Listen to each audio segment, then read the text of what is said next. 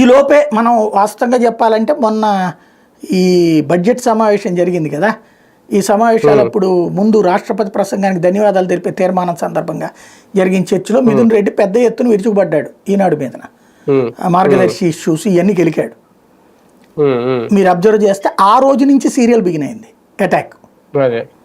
ఆ రోజు నుంచి రోజు అటాక్ బిగిన్ అయింది అనమాట. మళ్ళీ ఒకటి సార్, కేసులు నమోదు చేసి అంతవరకు ఆపుతారా, లేదంటే అరెస్ట్ వెళ్ళే అవకాశం వరకు ఉంటుంది? మద్యం తినేశాడు, ఎందుకు అరెస్ట్ చేయలేదు?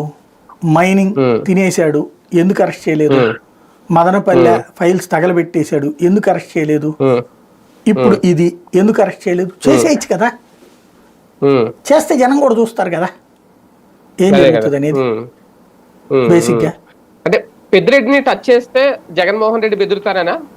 రాజకీయ కుట్ర ఒక రకంగా కాదు, వాళ్ళంతటా వాళ్ళకి. ఇప్పుడు ఎలాగంటే విజయసాయి రెడ్డి రోజు ఆ పేపర్లో తిట్టించుకుని విరక్తి పొంది, అంటే ఈ తిట్టించుకునేటప్పుడు ఏం ఎక్స్పెక్ట్ చేస్తారంటే జగన్ నుండి ఓవర్ ఎక్స్పెక్ట్ చేస్తారు, సింపతినో లేకపోతే ఇంకేదో చేసేయాలన్నది. ప్రతిపక్షంలో ఆయన ఏం చేయగలుగుతాడు? ఇప్పుడు ఆటోమేటిక్గా ఒక విరక్తిని తెప్పిస్తారు.